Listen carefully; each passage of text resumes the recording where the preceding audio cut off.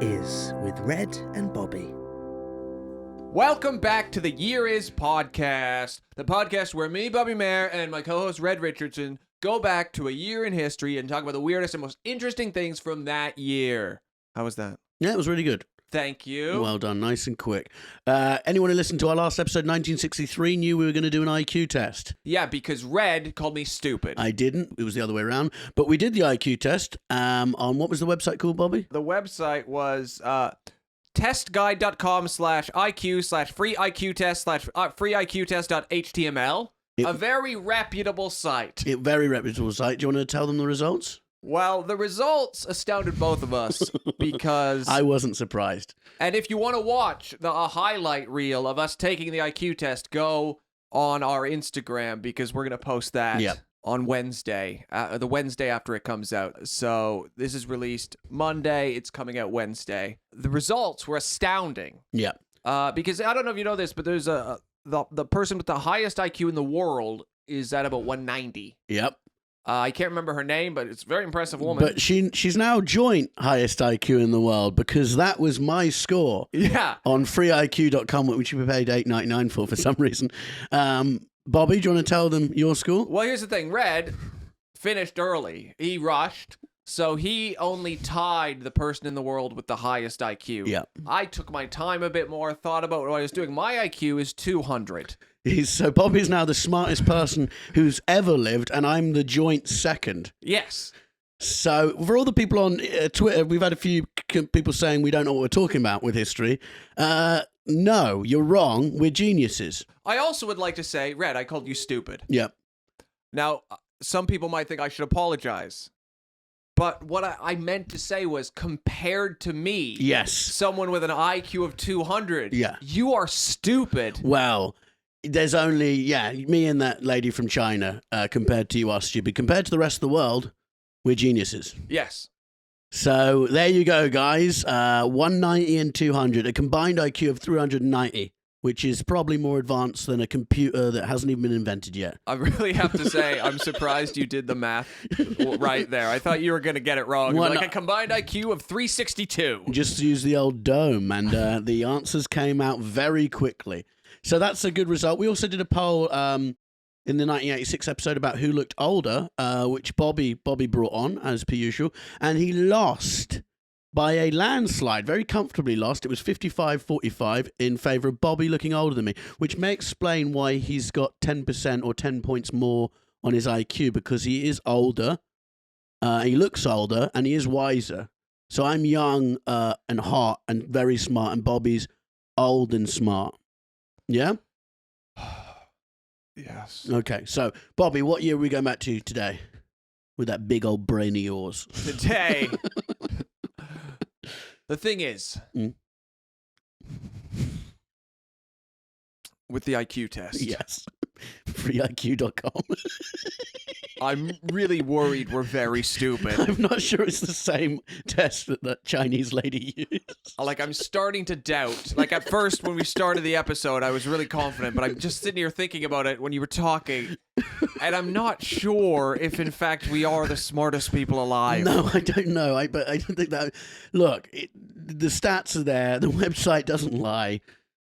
You know, even though I got more than half the questions wrong, it still gave me the boost I feel needed. like if I don't believe that I'm the smartest person in the world, it's like being an anti-vaxxer. It's like I'm just ignoring the statistics and making up my own story. Yeah. Because I'm not believing the narrative I'm being told. But the narrative I'm being told is I'm a genius. Yes, which I think we should stick with. And I will never take another IQ test again. No, we are done. Forever now, my IQ is 190 from freeiq.com. We're retiring. Wait, didn't you have an IQ story about Rosie?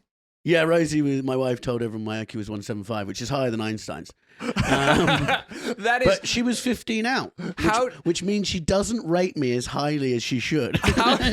How did you manage to marry a woman that thinks you're smarter than Albert Einstein? Well, look, you know, I do quite a lot of good stuff. I've got a lot of theories. Anyway, Bobby, so this year it's 1760 we're going back to, aren't we? We are going back to 1760. The thing is, we chose 1760 because we were like, that's when the Industrial Revolution started. Yeah.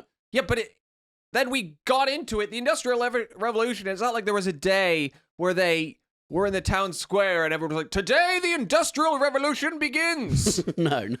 Everyone move out of the farming areas and come to the city and put your children into the factories. Yeah. No longer will they suffer in the fields. Now they will suffer in the factories, losing limbs in machines we're just figuring out as we go along. Your wives, in between giving birth to 18 children, 12 of whom were stillborn, will also work in the factories. And don't worry, man, you will work alongside your wives, being paid small amounts of money. Yeah. To suffer. No, it didn't. It was more of a period of time. Yes. It wasn't instant. It's 1760 to when, like? No, so there's arguments like about the Industrial Revolution when it started. So there's a sort of 30s to later on period, and there's a second Industrial Revolution. But let's pause on that because we have a lot to say about the Industrial Revolution, but it's quite in depth. So let's start with something else, and then we'll get back to the Industrial Revolution. Yeah. Okay. 1760, a year I knew very little about. Mm-hmm. I'm going to start with kind of my favorite person from 1760. Okay. A Belgian entertainer named Joseph Melvin gave the first demonstration of roller skates in a performance at Carsley House in London, but the stunt ended in disaster. What could have gone wrong? Okay, so what happened was this guy was an inventor, and he invented roller skates, and he had roller skates and a violin. He got on the roller skates with the violin and started playing, and then crashed into a mirror that in 1760 had a value of 500 pounds, which is like a £1 million mirror, shattered it to pieces, and wounded himself to almost death.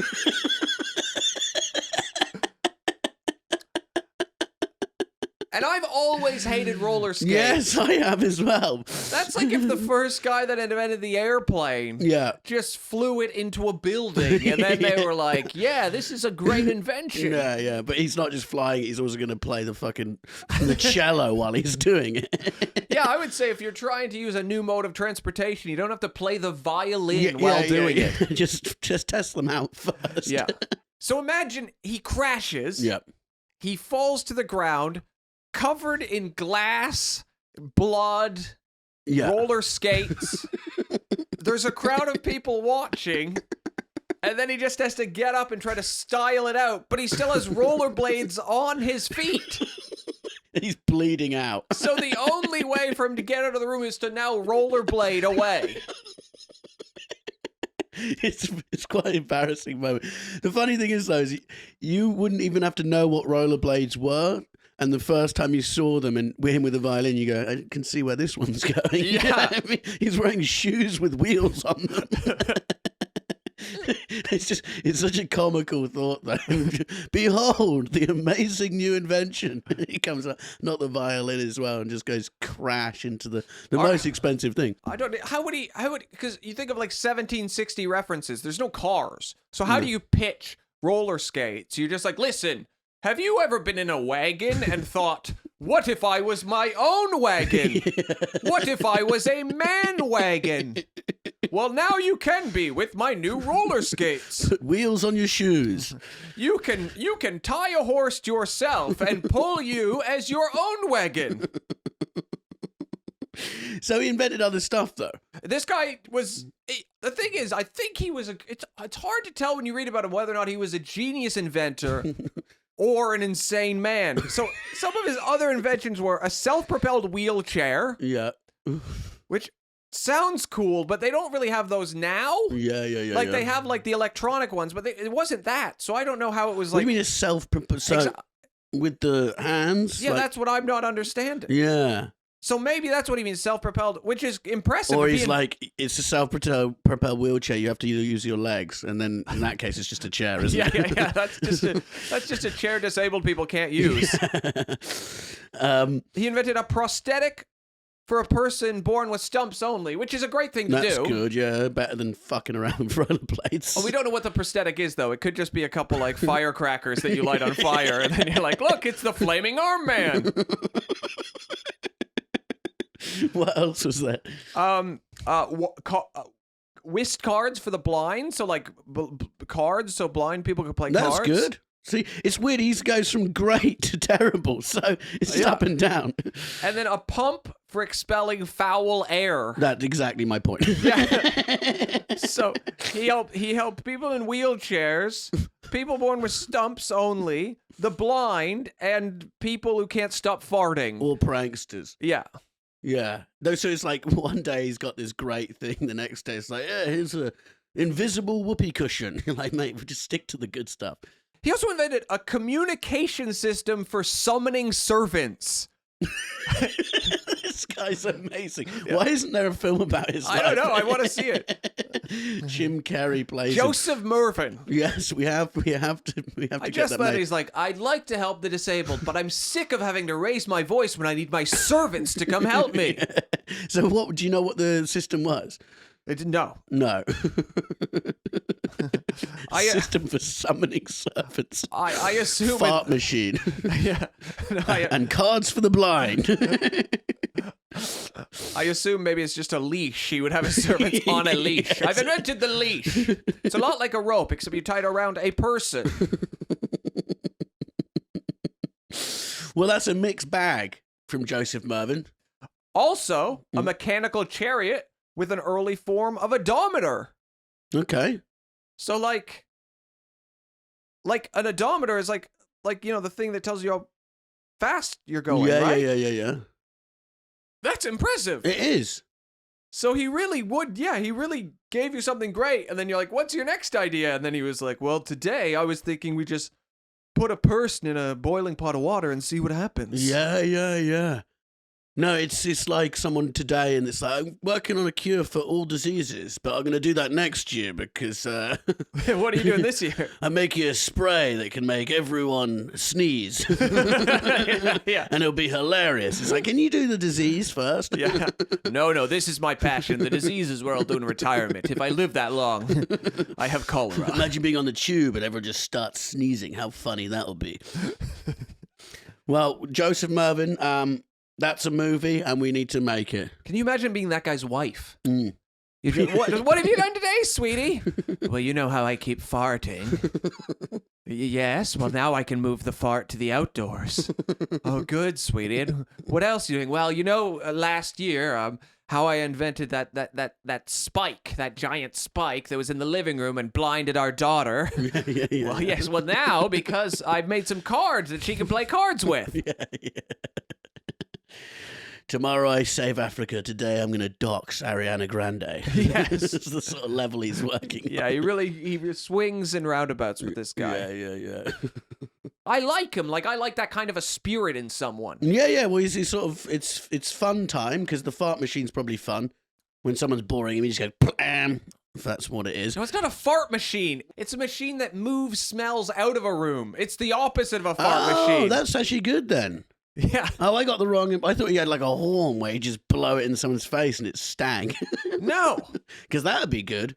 Well, that's not what it is. Okay, well, that would have been a fun idea. That's actually really practical and good. So you go... and then someone just goes... Imagine if you're talking in a room and someone farts and someone else just walks to the window and just looks at them. But you could still use it because you store it. And if you don't like someone, you just go up to them and go, hey, buddy. Please. I don't like to... I genuinely hate talking about farting. No, I don't like it either. I find it disgusting. Well, that's because we're very high IQ so people. much that I will probably have this part edited out of the podcast. Well, we'll see. I find it... I just don't want to talk about it. No, okay, we don't have to talk publicly. About it. All right. I will say this. That lady, she had a heart attack because she was farted into a jar too much. I feel like she was his spiritual successor. How can you have a heart attack from farting too much? And what, she was selling them like, she'd make it like 30 grand a week. Yeah, she was killing it. Men are disgusting. You're assuming it's men? I'm definitely men. There's no one else is paying I didn't for get that. the demographics of her. Well, I'm not 100% sure it was all men. Some creep. who lives somewhere just receiving a little jar. Not all men are buying this woman's farts his in a wife's jar. like, you have a package in the... Yes, that's for me. It's just a few tools. And he goes into his creepy little garden shed. Disgusting. Yeah. Okay. Well, that was... I've canceled my subscription. If your heart can't take it, you've broken mine, baby. You're going to have to find someone new, Bobby. Yeah. I feel like it's such an easy time to be an inventor. Why? Nothing's been invented yet. Oh, then. Yeah. There's nothing left. You could be like, the biscuit. Yeah, exactly. And everyone's like, you're a genius. Yeah. It's so hard to invent anything now. Well, because everything's there. You have to find a gap in the market. Yeah. I'm going to build a quantum computer. I don't know how to do that. No. But if someone say, do you want to invent a 6-wheeled car? I'd be like, yeah, let's do this. Yeah.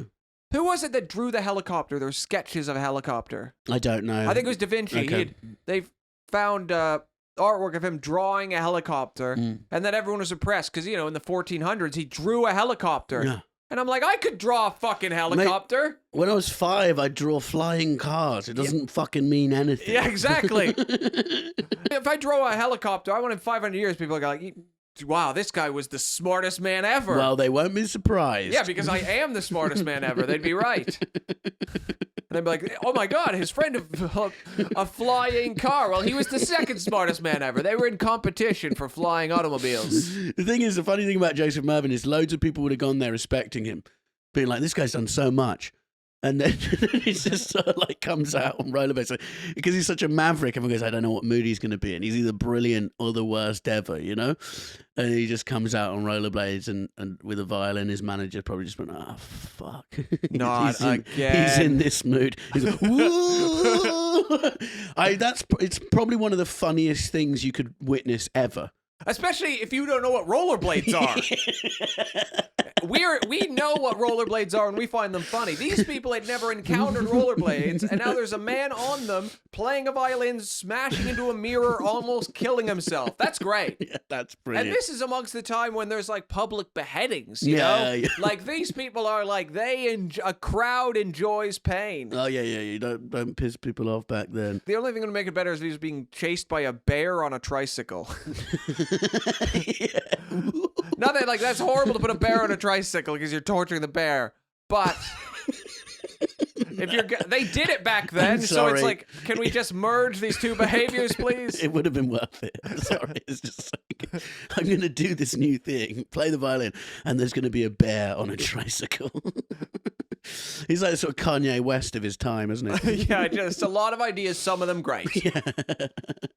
Stick to your music, baby. You're good at helping disabled people. No. The able-bodied people should be able to become disabled, too, by using my rollerblades. Yeah.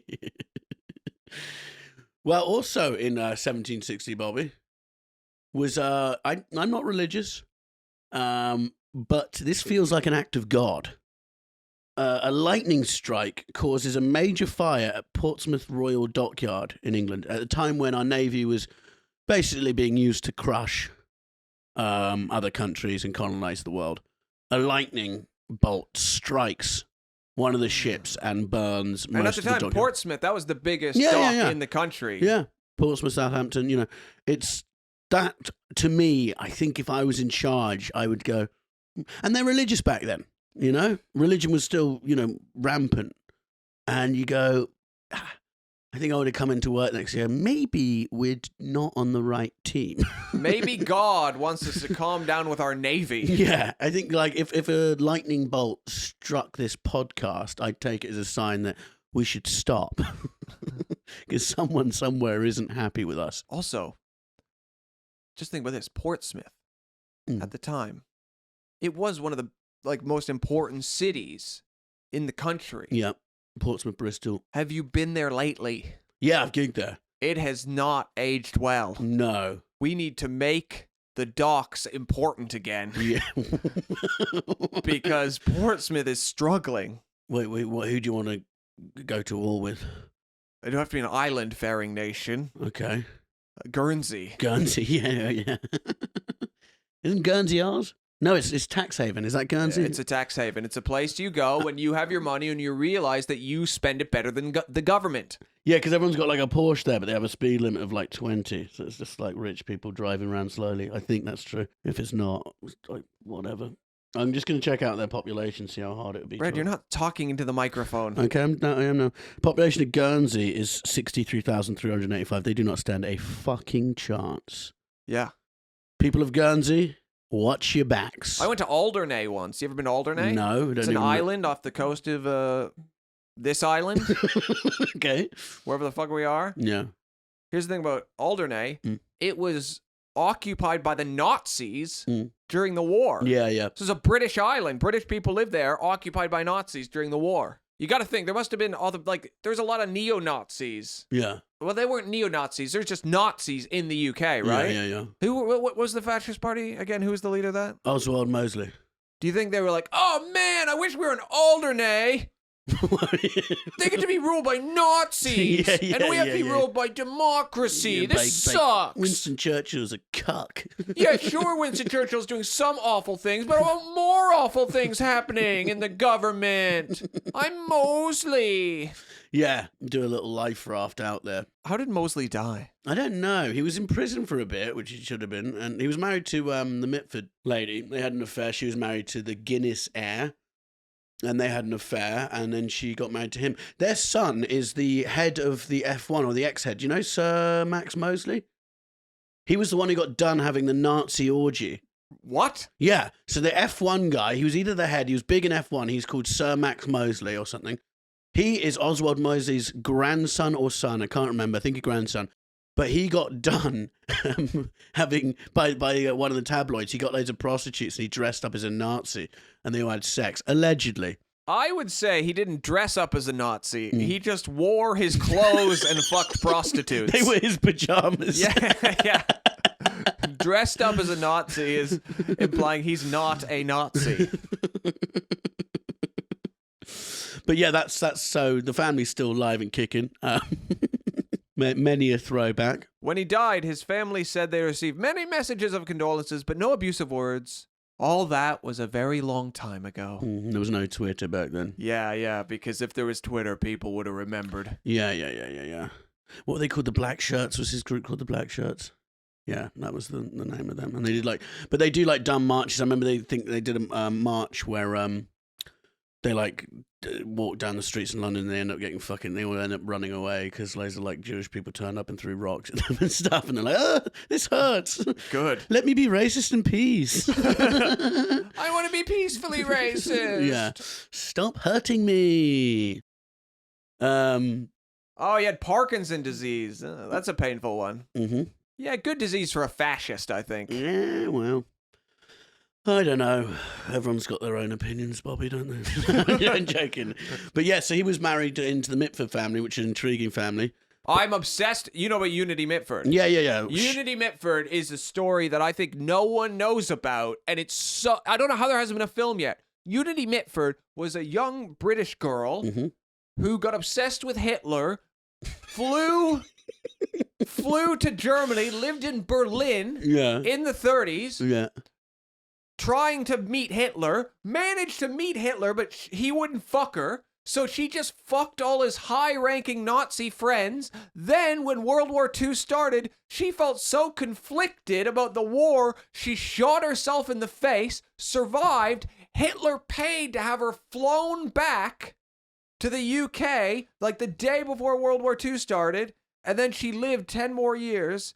And there were rumors that she was pregnant with Hitler's baby, but I don't think that's true. No.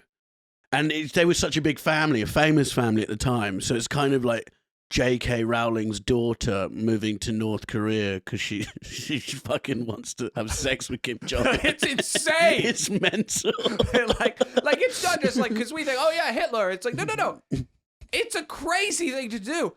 But imagine if I moved to any country right now, and said, I'm going to move there and meet the leader of that country, regardless of time period or economic status. That's really fucking hard to do. Yeah.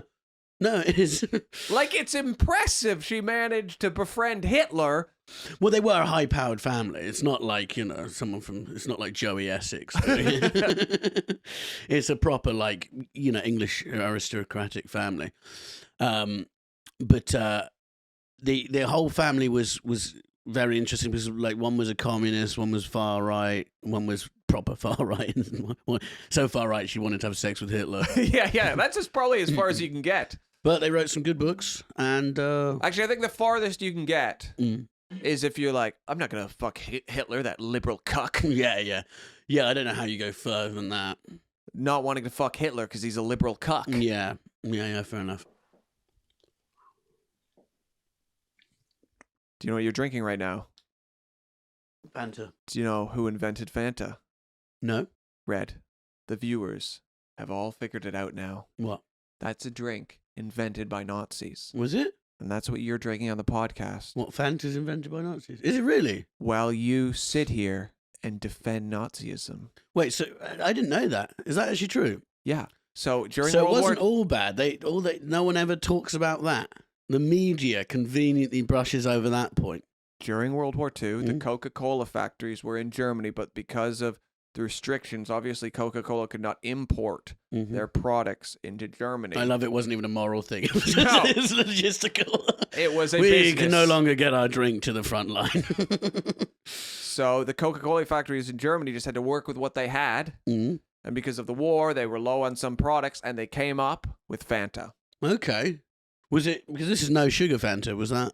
It was obviously sugar Fanta. Does They that didn't get me start off? with no sugar Fanta. So I'm drinking no sugar Fanta. Yeah, but so you're that drinking a drink inspired by a drink that made the Nazis happy. Okay. That came out of my fridge. So what does that mean? It means that you're the pusher. Yes. You hoard Nazi inventions and push them on people. Yes. Okay. It was an invention by Coca-Cola, which, if you probably averaged all the diabetes deaths from Coca-Cola over the last 100 years, they might rival the Nazis.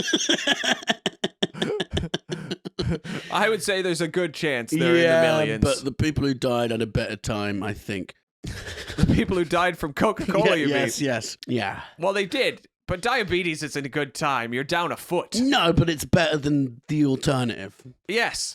If someone said diabetes or concentration camp, I'd obviously go diabetes. Yeah, at least you have to get some Ben and Jerry's and sofa time in. Yeah. On your sluggish walk to death. Yeah.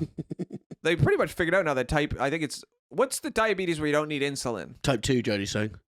Type 1 is where you inject. Type 2 is where they pretty much figured out it can all be sorted with diet. Yeah, really? So you can cure yourself? You can cure yourself by just not eating like a little piggy. Yeah. But we can't do it. No. I mean, people in my family have diabetes. I almost guarantee I'm at this point, I'm either diabetic. Really? Yeah, I mean... What signs you got? The amount of sugar I have.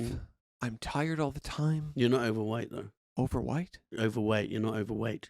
Oh, that isn't overweight. No. You're not overweight. Oh, you are overweight. But you don't have to be overweight to have diabetes. Well, but that's usually one of the... I got worried because I've been pissing loads in the night.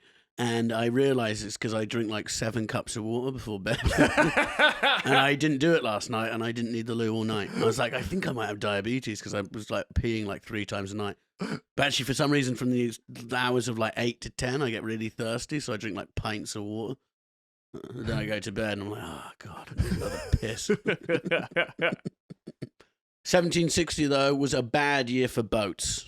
Okay. Not a good year to be a boat. This is also quite close to home for me. HMS Royal Catherine run aground off Bolthead, South Devon, which is a place called Hope Cove, near where I spent my teenage years, and also where my sister lives now.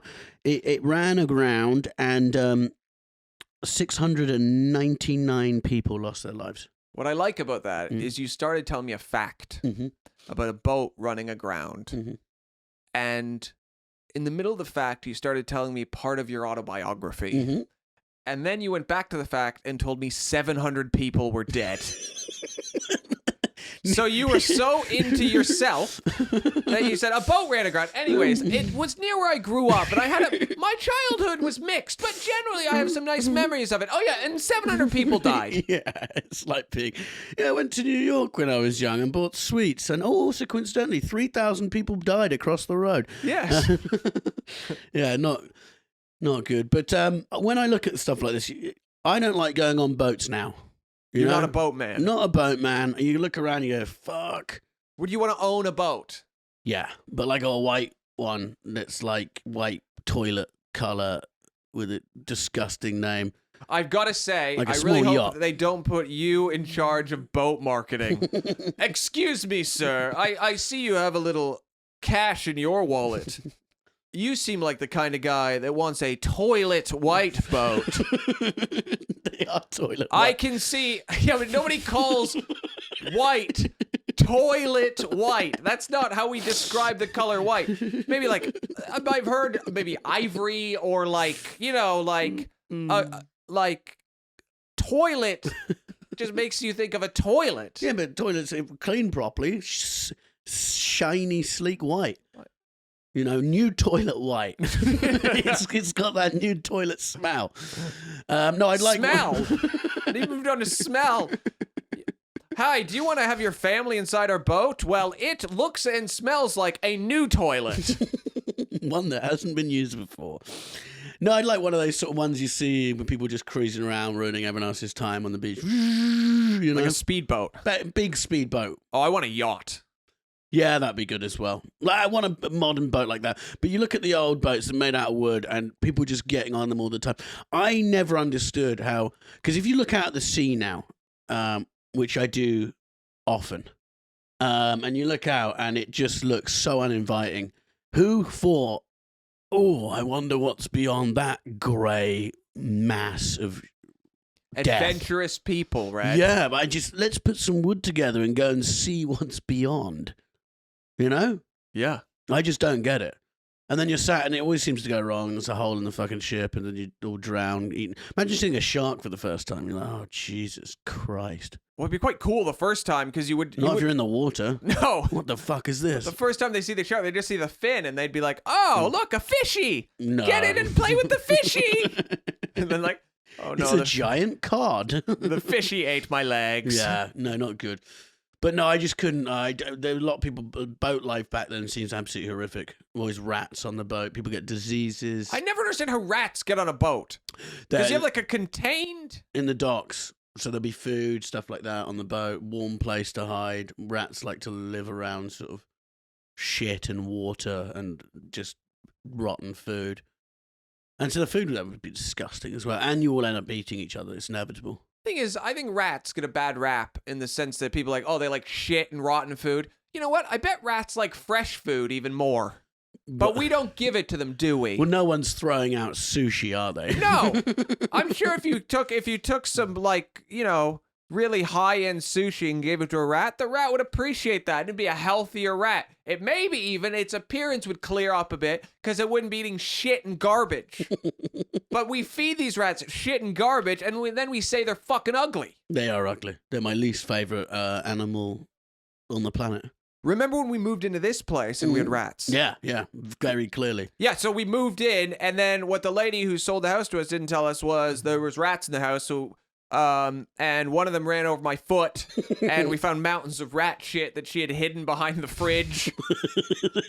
And then the rats started screaming in their walls because I let their mom escape out the front door, and they were all crying because they missed mommy. And then we couldn't tell if they were in the walls or in the room because we had just moved in and we were terrified. And it was the middle of COVID lockdown. Then we went to your house. Yep, you went to mine. And then I got a positive COVID test, and I thought we were all going to have to isolate together, and we were really sorry, but then I didn't You have kept trying to hug COVID. me as well, which seemed weird. What, after? When you had the positive test, you were like, thank you for letting me stay, and hugging me like, get off me. That's not true. I didn't it's hug lucky you. Rosie and Harriet were there, because my plan was, I was like, should we just lock him in his room? You can't lock. And just slide. What food would slide under the door? Like a fajita wrap? Maybe a slice of ham. Yeah. Just one slice of ham an hour. And a fajita wrap. And a slice of cheese. Tortilla, You could get ham and cheese under there. And and a flat wrap. Maybe a Romana-based Pizza Express pizza. And give me something to Expensive, heat it all though. up inside the room. Yeah. A little oven. What did the lady, didn't you tell me something funny when the rat ran out? There was a lady outside. Oh, yeah. When the rat ran out of the house, it went over my foot. And I went, ah! And then this old lady who I've never seen since, who may be a ghost, just walked by our house and said, "That was a rat." I said, I know that was a rat. I just moved into my home and it's filled with rats. Can you please die? Wasn't she like a rat breeder though? Didn't you find like a piece of paper that Oh, said... yeah. So there was, beside the fridge, we had like an oven and there was a unit of cupboards, and we opened one of the cupboards, and inside there was a sign that said, "Leave open for rat wrangling purposes." Which means this lady was just catching the rats, and she lived here with her 2 kids, and one of the kids had a snake. So I really think they were farming the rats to feed the snake. That is disgusting. And didn't she have a cat that she just left with you? She had 3 cats that lived in the house when we came and looked at the place. Yeah. And the place kind of stunk of cats, but we thought, well, it's because she has 3 cats. Little did we know the smell was rats, is what we were smelling. So disgusting. And 3 cats and a snake and a rat infestation. It's almost impressive. a dog. And a dog. Yeah, this lady. You'd think you'd be fairly tooled up, against rats. No. Not this woman. So. Well, they all read the sign, didn't they? They went, I can't touch it because it's rat wrangling. Yeah. So she had 3 cats. And then obviously she came and left. And then our neighbor told us, "Oh, yeah, but Dawn is still around." I was like, "Who's Dawn?" Turns out this lady had a cat that would just liked being outside and didn't really like being inside. So she just left the cat here a year ago, and the cat's still here. She abandoned her cat. Yeah. I tried to get it to come inside. We brought it in, and it did not like being inside. No, I don't bet bad things probably happened to it. Yeah. She probably put it in the rat room, and it was attacked by rats for weeks before fleeing. God. This is probably like the Fred and Ray's West House for animals. Yeah. Just being tormented. Jesus Christ. Well, anyway, I don't think you would you be all right on a ship back in the day? I think I'm too tall. Yeah, and you're just cruising with loads. It's just going to be like 300 men the whole time. Okay, but here's the thing. If you only ever been on England, a tiny, miserable, grey, cold little island, and you're on one of the first ships that goes to the Caribbean, if you don't die of one of the many diseases that people were dying of at the time, cholera, dysentery, whatever, malaria, that's pretty cool. You've never been to a tropical place before, and now you're in a tropical. But most people probably had really pale skin. So the sun burning? They'd have terrible sunburn, and then you probably get cholera, and then you'd be lying on the sand or underneath a few sticks as shade, and some idiot would be coming up with cupped hands full of salt water, pouring it in your mouth, and you're just like, this is horrible. Take me back to Wigan. No one's ever said those words before. Well, not this century, but maybe in 1760 it was a very common phrase. I feel like the only time anyone's ever said "take me back to Wigan" is just if they wanted to die where they were born. Where should I go? Take me back to Wigan. What's the animal that needs to go back to where it was born to die? I don't fucking know. Do I look like a biologist? No, you look like a man with a 200 IQ. Do I look like a zoologist? I don't know everything. Okay. Yeah, but my IQ is not about facts. It's just about understanding concepts. Yeah. FreeIQ.com doesn't give a shit about animals. No, it just scares We me. have bigger things to think about. Sharp minds is what it cares about. Okay, we're going to have a quick break from our usual format to announce a new feature of the podcast. We want to hear from you more. We now have a new idea, don't we, Bobby? Yes. Where you can get involved in the pod and almost influence the year we do. We had a review yesterday from a lady called Catherine Kane, who wrote, "I could listen to Bobby Mair all day long. Great lady. Red Richardson Mair. Brackets, jokes, of course. Very funny, Catherine. She wrote, such a funny podcast, which I've only ever listened to, but I feel I need to watch, even just to see Red dressed as an elf. If you do the year as 1971, maybe mention it was the year Catherine Kane was born. Because of Catherine's joke about me, we are never doing 1971. I want to do 1971 for Catherine. She has great taste. She knew about the extra 10 points. That's what she sensed when we speak. I tell the jokes, I don't take them.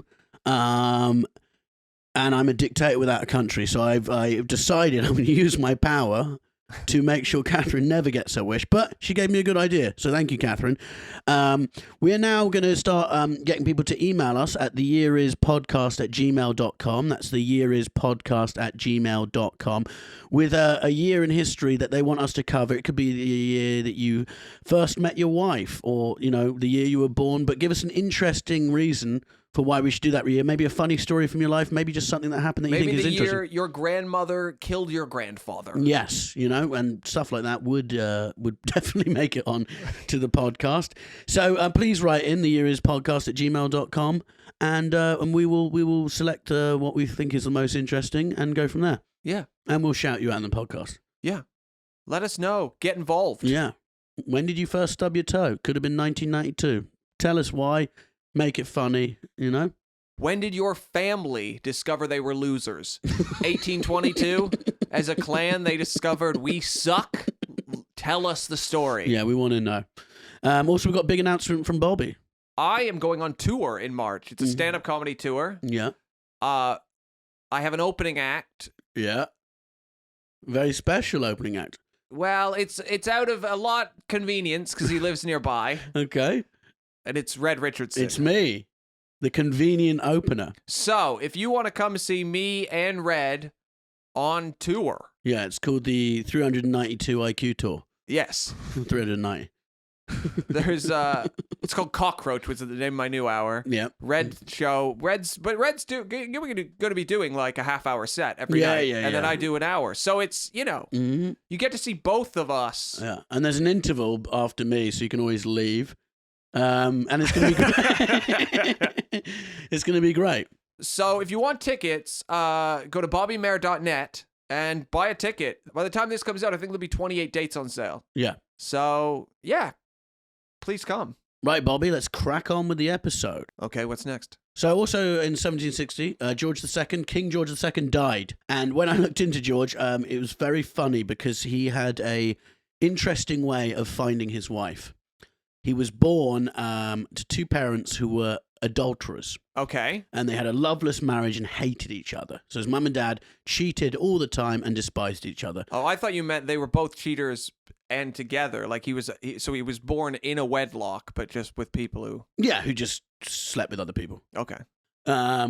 Which, brave of her for back then because kings, did a lot of choppy. But... yeah, so his dad was like, I don't want you to have the same thing as me, so I'm not going to do an arranged marriage. I want you to pick. But she has to be kind of noble. So there was always a caveat for that. And what he did a sort of a undercover millionaire style thing. Went about it like that. He basically changed his name and went to different courts undercover, pretending not to be the future king, in order to find someone who loved him for him. And he called himself Monsieur Dubuche. Okay. As a undercover name, which I think sounds like an undercover name. Yes. Meet my friend, Monsieur Dubuche. Yes. What would your undercover name be? You're really putting me on the spot here. I don't know. One time... I gave someone a fake name and I said, my name's Bobby Mair, but I spell it Mayer.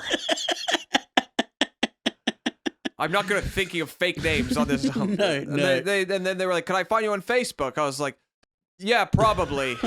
And then they found me and they were like, oh, you spelled your name wrong. I was like, oh, yeah, it's just a Facebook thing. Sometimes, you don't want people to find you, so you spell your name wrong on Facebook. Because he gave them my name's Red Richardson. Yes. With 2 A's. Yes. They'll never find me. Yeah, no, I think I'd call myself Tony Niçoise. Like, it's a good salad, the niçoise. Good salad. Tuna and egg. And I like Tony's that. a good, solid name. Sounds like you could fix something, you know? Yeah. It's a good name, Tony. Tony Niçoise, no one would know a thing. Go, ooh, he's a bit handy and a bit cultured. So that's very, very good. But I just thought, imagine being one of the women who turned down Monsieur Dubrunch. Dubush, sorry. Monsieur Dubrunch. Can you imagine how gutted you'd be when you found out? I just thought you were a fucking loser. He said he was in a band or something, you know what I mean? I think he lived with his mum, and it turns out he's actually the undercover king. Yeah, there'd be a lot of people kicking themselves after that. Here's the thing. Yeah. I think the women knew who they were talking to. I think. We don't think Monsieur de Bush. I think someone, because it would be really hard to have a place where no one at a court had met the prince, right? Yeah. So obviously they knew who he was, and he shows up and he's like, "I'm Monsieur de Bush," and they're like, "You are Monsieur de Bush, yes." Yeah. Where are you from? He's like, "Well, I'm from a different place." Yeah, You're like, "Oh, good. yeah. I love you. I love you too, Mr. Bush." It's also funny because most people pretend to be richer than they are, but rich people do this thing where they're like, "I'm just gonna like live with the people," you know? Yeah, I poor people want to not live with the people anymore. That's what we just want. Yeah. To be away from the people. Yeah. So you think some woman who eventually married, you think she might have known all along and was like, "Oh, you're just such a lowly but sexy man, you know? I don't care about money or trinkets." Oh, what do I care about? Well, I'd love to be queen, but what I love even more is to find true love. Yeah. With a man who just also wanted true love. That would be good. And deep down, she knows he's royal and she's getting all the money. Yeah, of course. I bet he was the most... There's no way he was fun and interesting. No. And most royals are ugly, I found out. Yeah. Do you not think that? They're always tiny ugly. gene pool. Yes, tiny gene pool. God gave them a crown, but not a face. Yes. So you can have power, but you will be ugly. I think Harry's actually the best looking of the current group. Well, because he looks like you. No, not because he looks like me, just because, like, he's the only one who has just aged like a normal person. William looks like he's been through a nuclear war. Like, if you look at pictures of him when he was 20, he's like, oh, a normal looking kid. So I know his hair's gone. He's just gaunt. He looks like someone cast a spell and cursed him. He looks like someone whose uncle has just been accused of being a paedophile, and his younger brother, who was his closest ally, has just trashed him on global television, is what he looks like to me.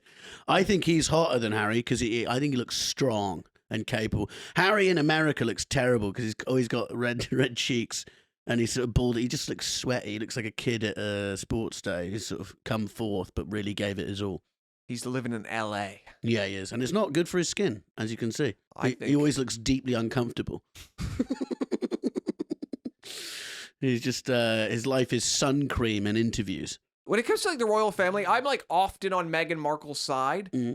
But, like, it doesn't mean I have to like Meghan Markle. Like, you know, it's like, no, I like her more than I like the royal family. Mm-hmm. But at this point, she's worth like $100 million after being in the show Suits. Yeah. She didn't really earn her money. No, and just that whole Oprah interview when she cut to her feeding the rescue chickens. And she's like, I just like to rescue things. And you're like, oh, who wrote that line? You may as well have stared down the camera going, Yes. It was all very boring, that. Also, like, I hate when rich people try to, like, relate to us. Yeah. Like, there was this interview with her where she said, you know, I don't buy anything online without a coupon. Yeah. Well, then now you're the worst kind of rich person because you're just a cheap rich cunt. Yeah. Use your money. So we want that, you know. Yeah. We want your cash. Make it look fun. Yeah. You're supposed to be our dream, not knowing that even if I have $100 million, I'm still going to be clipping coupons. She's there with a Pizza Express voucher. Yeah. Harry, it's 2-for-1 Tuesdays. Let's go. I'm a bit tired. It's cheaper tonight. Yeah. We have millions. We're royalty. Andrew might be there. Yeah, and the whole, like, I remember they said, what's it, their kids, I can't remember their kid's name. They're like, his first word was hydrate. You know, was it fuck? Hydrate. Hydrate. Maybe it was because his dad's so red in the face all the time. Megan's forcing water down his fucking mouth because he's gonna. I think his die. first word was just high. It was probably hydra, and then they're like, hydrate. Yeah. No, his first word was Black Lives Matter. Trans women are women was what their first word was. No, it's bollocks. The first word was probably mum or dad, you know, or uncle. Stop it.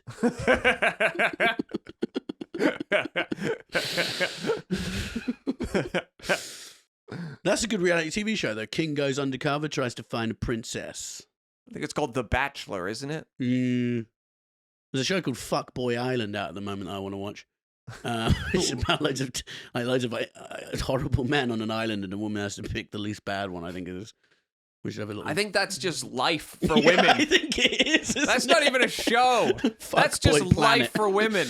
Who's the least bad? That is, I am not the best man my wife could find. I am the least bad man my wife could find. It's funny for women because they grow up with these, like Rosie was obsessed with Leonardo DiCaprio. She was like, I'm going to marry him when I'm older. And You're too old now. You're too old now. And also, look how it ended up. Because she used to have a poster of him on her wall and like kiss it before she went to sleep every night.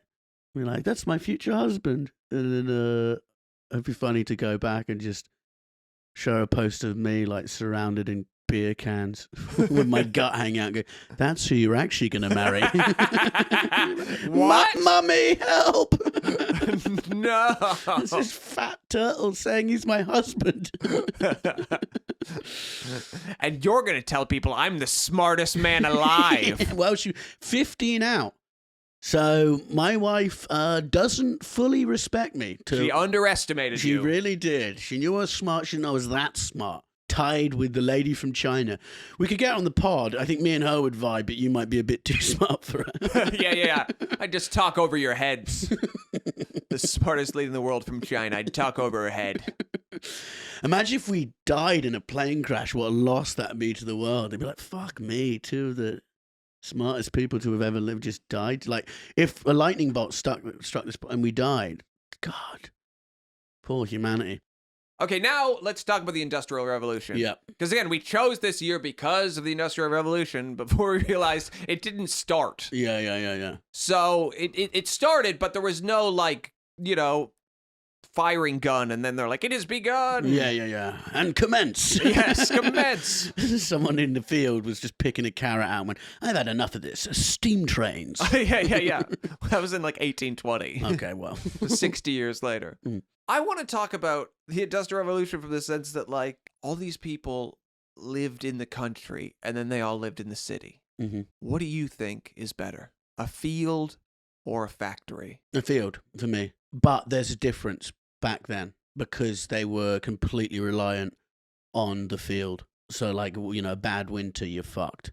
Yeah. So with the Industrial Revolution, the factory guaranteed them wages, but then it starts this horrific work cycle where everyone is part of this sort of movement and conglomerate. But people always talk about, like, oh, the Industrial Revolution, they used child labor. I feel like in the fields, they were probably using child labor before. Yeah. It's not like all the kids were always going to school. No. And mommy and daddy were just working the field. It was like, yeah. You're old enough to walk, you're old enough to dig. Get out there, kiddo. Didn't leave them with the au pair. Yeah. Mommy has to go pick carrots. Yeah, no, the funny thing now is, like, rich people now, and you hear a lot of, like, bohemian... Kiddo, stop playing on the graves of your 12 siblings. Oh, God. And come help mommy turn this forest into a farmland. Yeah. No, either way is tough. I think the dredge of those factories would have been fucking just horrible. What's crazy is in the mid-18th century, only 15% of the UK population was in cities, and then by the year 1900, 85%, which means over 150 years, like, everyone moved to the city. Yeah, and cities would have expanded and stuff, just constantly building and building. Yeah. But it's funny because there's now sort of rich bohemian people have this dream of, like, you meet them and like, I just kind of, like, want to live off the land. You know, it's like rich people pretending they want to live like. Yeah, but they always have hobby farms. They're not living off the land in the sense that, like, well, you had a bad winter, you're gonna have to choose which one of you doesn't eat. No, yeah, and you know they host a party where probably everyone does cocaine and they listen to music off their iPhones, and then they're like, this lettuce leaf was actually from our garden. That's one thing about globalization. What drugs can you actually make in the UK? So if they, they talk about the benefits of globalization. Yeah. We've done a lot of drugs in our life. Some good times, some bad times. I've never done them, but yeah, go on. That is magic mushrooms you can grow in this country. So you do mushrooms, you could drink. Drink, yeah. I guess marijuana. I don't think you grow it here. No, you can grow it now, anywhere, but not you easily. Can grow, yeah, I don't think it was naturally indigenous to the. So it wouldn't be here then. Opium was imported. It's kind of like. So they would just have mushrooms. Yeah. And booze. And meth, because you can make that with like drain cleaner. Yeah. So but we didn't have drain cleaner then. Yeah. I think the drains are very unclean. Stinky drains, no meth. Yeah, so there wouldn't be too much of an option. So yeah, I listened to a podcast by Melvin Bragg, a fellow historian. Okay. He talked about the Industrial Revolution and said it was the first time in history that you could see change over a period of time. So before, up until the Industrial Revolution, there was no difference really between 50 years. Like if you're a time traveler from 12 AD to 14 AD, you'd go, take me to 200 years in the future. And you'd get there and you'd be like, oh, great. It's exactly the fucking same. People are still wiping their asses with That's thistles. so depressing. Yeah. I wonder what amazing things they're going to be doing. And you go there, and this was the first time when no one could see into 20 years because stuff just started to move. You know, it's obviously bad for the planet, but for humans, life got easier. Inventions like the spinning jenny and stuff like that, things that would take, it was 500 times more productive than using a human being. And so then population increased. People could start to have more money because it was like a wage system. And people had more kids, which I find strange because... But maybe just more kids survived. More kids survived. And there sort of became a thing where people actually started to have their own money because you were working for wages and stuff like that as opposed to the feudal system. But I do feel it's like now... I think we were living in a period of huge change very quickly. Do you know what I mean? Like 80s and 90s, was there a huge difference to what we've had Yes. Really? Computers, phones. But the genesis of computers was in the 80s. It was still there. It was like, this is going to be this. Yeah, but it wasn't, you weren't connected. There was no internet in the 80s. Yeah. Early 90s, the internet was there, but you weren't as connected to everyone else. No, but if I'd have told you in 2006 and shown you a video of the Paul brothers, Logan and Jake, and said, they're going to be the most famous people in the world, you'd be like, fuck off. Exactly. We're saying the same thing. Yeah, so what I'm saying is that we've moved on really quickly. It's like, yes. Yeah, cool. We're on the same track. But it's massive. Like, I remember, 15 years ago, you would not have predicted anything that is going to happen now. Like, I wouldn't think I'd be addicted to a phone. No. You know? If someone said, just like a rotary phone, someday your kids are going to spend hours looking at a phone. And then you're like, what? Yeah. What is wrong with my kid if he's just looking at a phone all the time? Yeah. Like, if someone said to me, in 10 years you're going to spend 8.5 hours a day on your phone, I'd be like, that's a lot of snake. Yeah. I wouldn't have a clue what was to come. It's funny because when I grew up, my parents would be like, don't watch TV, go outside, play. And now you have a kid, it would probably be like, get off your phone and watch television. I haven't even talked about that yet. We had a kid. Yep, you have. There's a couple hard days. Now, we're both getting enough sleep. It's an amazing child. Our kid barely ever cries. It's really... I find it easier than I thought it would be. Yeah. I don't know. I think I might ditch this podcast and start a new podcast about how parenting's easier than people say it is. And I say that only to enrage any parents listening because I know I'm only in the first month. And once the kid in the first month. starts moving and walking and talking, my life will get horribly hard. It's almost like your kid was born, saw your dog, and was like, they've got enough on their plate. I'm going to be really good. Yeah. Because he's the problem. He is a problem. But he's not barking right now. He's not barking right now. Thank God for that. But no, your kid is very well behaved and very cute. She's a cute kid. Podcast baby. Yep. What does that mean? She was conceived on the podcast. On a podcast, not this podcast. On the Fuck Podcast, where couples come on and fuck while they're interviewed. Welcome to the Fuck Podcast. Today, we're just talking to Bobby and Harriet while they have sex. The interview ends when one of them comes. Oh, God. Jesus Christ, please. Well, people can sell farts for 30 grand a week. I'm sure you'd make money off that. It's not a terrible idea, It's not a terrible idea. Interviewing people while they have sex is a pretty good idea. Can I carry on this podcast? It would blow up so quickly. Yes, it Like would. we literally have just stumbled upon a gold mine idea. If you interview people while they have sex, but then if you wanted to interview someone who's really interesting but doesn't have a partner, you would have to interview them while they masturbate. Yeah, and I'll be in the corner trying to do this podcast. Yeah. Just hear, Hitler killed himself in his bunker. Turns out we don't know that much about the Industrial Revolution. No, it's fucking boring anyway, isn't it? Who cares about a sewing machine? Let's move on. Yeah. Okay, here's another fact for you. In 1760, Swiss mathematician Daniel Bernoulli presents a paper at the French Academy of Sciences in Paris in which a mathematical model was used for the first time to study the population dynamics of infectious disease. Okay. So this guy was like the first epidemiologist Yeah. to study the population and disease using math. How do you use math to study a disease? Listen, I'm not going to explain it to you. If 2 people have it and they meet 6 people. Well, yes, Yeah. that's what he did. I knew it. But you only know it because of him. I was thinking of someone who's tuned in. They're probably going, how do they do that? What we got to remember, Bobby, is not everyone is geniuses. So I was pretending to be them and then thinking out loud and just explaining it. Cool. If you could pretend to be smarter, rather than pretending to be as stupid as you were pretending to be, maybe you could pretend to be a level of intelligence that would make sense on a history podcast. Yes, comedy history. Not really history. If people are tuning in for history, they have killed themselves by now. Oh, God. The funny thing is, there's not much funny stuff in history, but we do try. We dig. We dig. We are digging. A lot of digging. Yeah, this guy was the first. Without him, Mm. we wouldn't have those COVID statistics that we see every day. Yeah. Those exciting numbers. I blocked them. Fuck it. I'm just pretending it's not happening anymore. Is that what you're doing? Yeah, I don't care. Yeah, you and everyone who worked for Boris. Well, yeah. I say worked because I'm assuming by the time this comes out, he will have resigned. He will not have resigned. He'll be hanging on to that fucking ship. this rat will not go into the water. He's no the matter. captain on the mast, just going, I will go down. We're all going down together. Basically, he's the Hitler for anti-vaxxers, is that? Or COVID denies. Yeah, Yeah. he's the man who started it all. Well, good for him, because there's been a lot of diseases. Where was he in the plague? Well, he wasn't alive. No.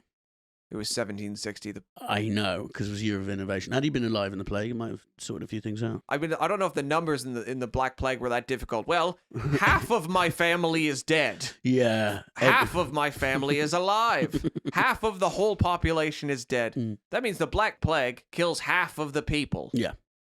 The end. Quick maths. Yeah. All of my kids are gone. Oh, my God. I have no kids. Bobby. 5 kids minus 5 kids equals 0 kids. Bobby, stop it. My wife threw herself out of a building after our kids died. 5 kids plus 1 wife equals 6 family members. Minus 1 dead wife minus 5 dead kids equals 0 family members. Actually, now that we talk about it, I don't think this guy's that impressive. No, he's probably not. Just added shit up. Yeah.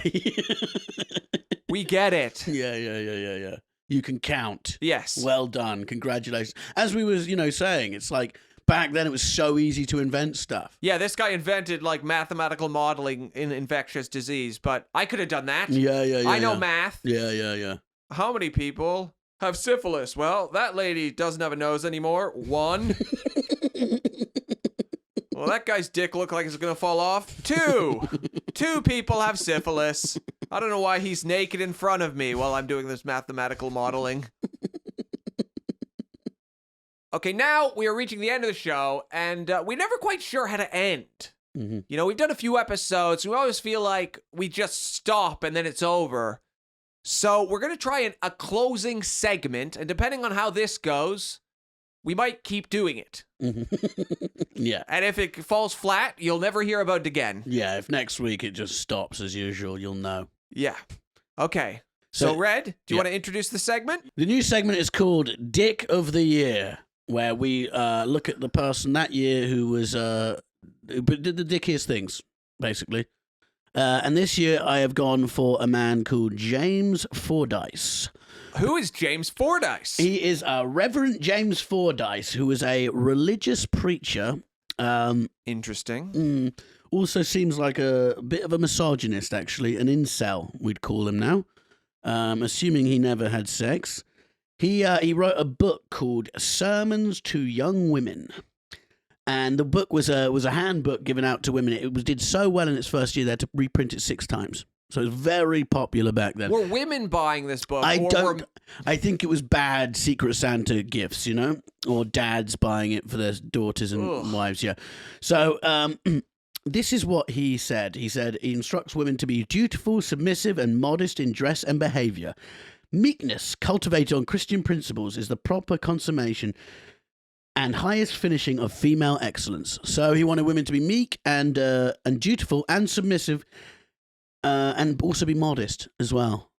He's asking a lot. He just had a dream of a woman smiling and laughing at everything he said. Yes. Without him having to be interesting. Yeah. That's all it is. It's just a guy who really wants people to find him interesting. Yeah. But doesn't have anything to actually garner their interest with. No. So he's like, well, instead of me working on my personality, what if culturally we just made it so you had to act like I'm interesting? What if we just ingrained in you a sense of submissiveness so you found me interesting rather than me just trying to be interesting? Yeah, that would be good, wouldn't it? Yeah. Just a lazy loser. Yeah, basically. And I wonder, because he made so much money off his book, if he got really rich and then got loads of ladies and then was like, they're just so boring. They just listen, you know what I mean? Did it come around? Did he have a change of heart? He didn't, because I looked into it. He remained that. But he also had a niece who was also an author. And she, you'd think, would maybe rebel. She didn't.